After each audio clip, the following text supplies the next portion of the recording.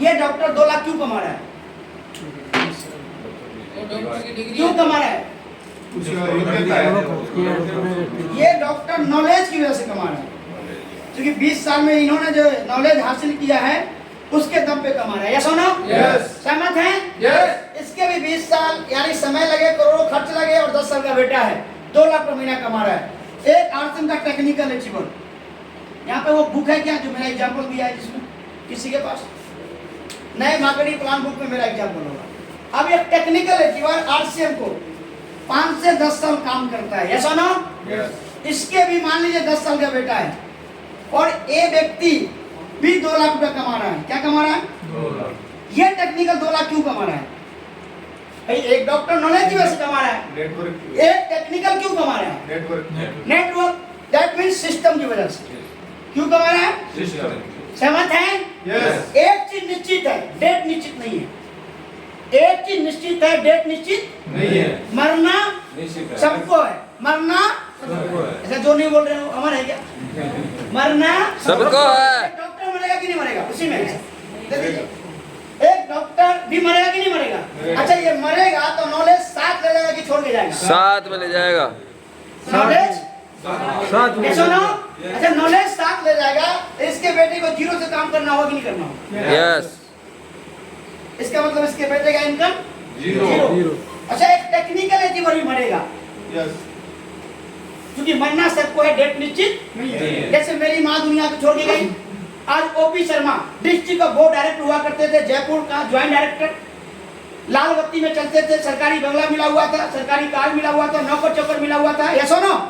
सन 2000 में उनकी सैलरी थी 25,000, आज के बराबर 2.5 लाख। तब उन्होंने आरसीएम ज्वाइन किया। एक दिन किसी ने मीटिंग में पूछ दिया कि सर आप आरसीएम क्यों ज्वाइन किए? अच्छा वेल एजुकेटेड जॉब आपके पास है, लाल बत्ती है, नौकर है, चाकर है, बंगला है, गाड़ी है, फिर ये आरसीएम आपने क्यों किया? पता है उस समय ओपी शर्मा ने क्या जवाब दिया था कि मैंने आरसीएम अपने लिए नहीं ज्वाइन किया है, मैंने आरसीएम अपने बेटे के लिए ज्वाइन किया है। किसके लिए? बेटे के लिए। और आज ओपी शर्मा दुनिया में नहीं है। है क्या? नहीं है। उसका बेटा रवि ओपी शर्मा आज 35 साल का, बेल्जियम, जर्मनी, फ्रांस 3 देश में पढ़ा है। काम करके कौन गया?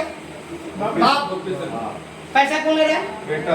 आज ओनली भगवान ने स्टार डायमंड 100 करोड़ का टर्नओवर जाता है रवि शर्मा का, और 50 से 60 लाख रुपए पर इनकम मिलता है। अभी 8 अप्रैल को उसने करोड़ों का एक्सपीरियंस स्टोर खोला है जयपुर में। उसके एक्सपीरियंस स्टोर को ओपन करने के लिए एमएलए एमपी आया है, आया या नहीं आया? जयपुर का विलास पैलेस, खुद के जिसके पास हेलीकॉप्टर है, आप लोग भी थे, सर भी थे, सबका फोटो मैंने देखा। लकी हो आप, कंपनी के मालिक टीसी सर ओपनिंग करने आए, एमएलए एमपी आया, विलास पैलेस जो उसका बनो ही है, ऐसा नो?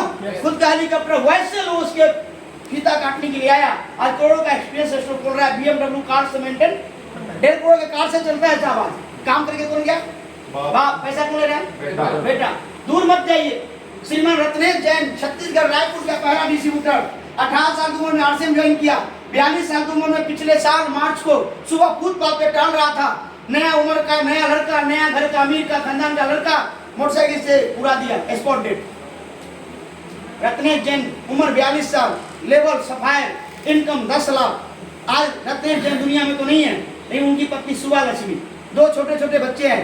रत्नेश जैन तो वापस नहीं आ सकता है, लेकिन साहब उसकी पत्नी को किसी के साथ हाथ नहीं फैलाना पड़ेगा, क्योंकि महीने का 10 लाख इनकम है, क्योंकि आज उसके पास बड़ी टीम काम कर रही है। सुनो, सो ये श्री सतीश पंडित जी 2 साल 9 महीना 25 दिन आरसीएम के जिंदा थे, इनकम थी 1,72,000।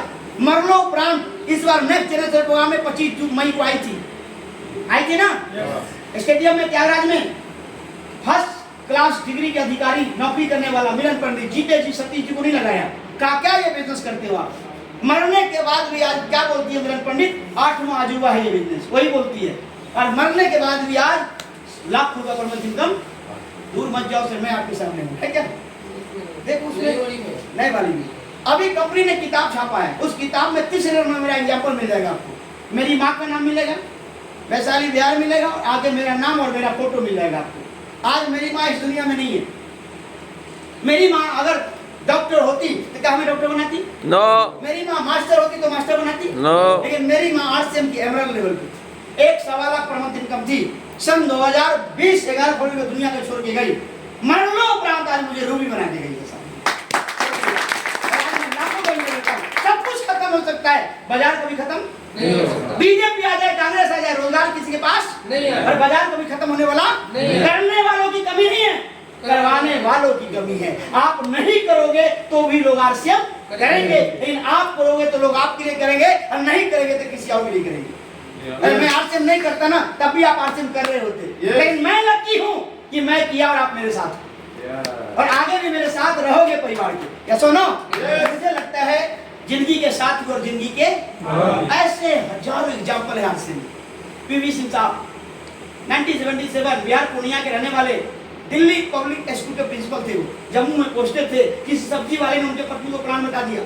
प्लान क्या बताया? एक बुक पकड़ा दिया, हाउ टू डू आरसीएम, कैसे करे आरसीएम। वो बुक पीवी साहब को मिला, पीवी सिंह साहब ने उसको पढ़ा। अगले दिन बुलाया, सब्जी वाला डर से भाग गया कि यार इंग्लिश प्रिंसिपल पता नहीं क्या बोलेगा। फिर अगले दिन राजा राम जी को लाया, राजा राम जी भाग गए, इतना इंग्लिश बोलता है मैं नहीं समझा पाऊंगा। फिर अगले दिन मुकेश कुरारी बुलाया, और मुकेश कुरारी पता है कैसा है वो किसी को समझा देता है। सुनो, मुकेश कुरारी जब मिला तो बोला यार मैं तो आरसीएम समझ चुका हूँ, मैं तो ज्वाइन ही करने सबको बुला रहा हूँ, कोई आई नहीं रहा। वो व्यक्ति आरसीएम को ज्वाइन किया, 5 साल से कोमा में था, बेड रेस्ट में था।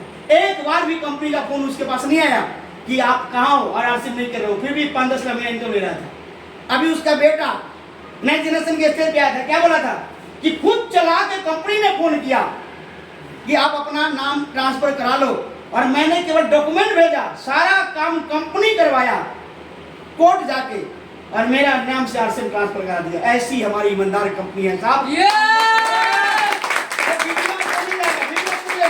लेकिन तथ्य को विश्वास करना न करना आपके हाथ में। हो सकता है एक दिन खाना खाने से हम इतने बड़े नहीं हो। बचपन से जवानी इसलिए नहीं होगी, जोर लगाया है, समय गुजारना पड़ता है। बुरे दौर में किसी ने मेरा साथ नहीं दिया, मेरे भाइयों ने साथ नहीं दिया, पड़ोसियों ने साथ नहीं दिया, मेरी बूढ़ी माँ। दोस्त, अगर मेरी माँ नहीं होती, हम सबका माँ नहीं होता, तो हम लोग नहीं होते। एक बार उस माँ के लिए जो दाता है, बुरे दौर में किसी ने मेरा साथ नहीं दिया। मैंने अपनी माँ को एक साड़ी में भी जिंदगी को काटते हुए देखा है। मैं क्यों सुना अपनी वो कहानी? मैं कई बार 10 बजे रात में आता था ना,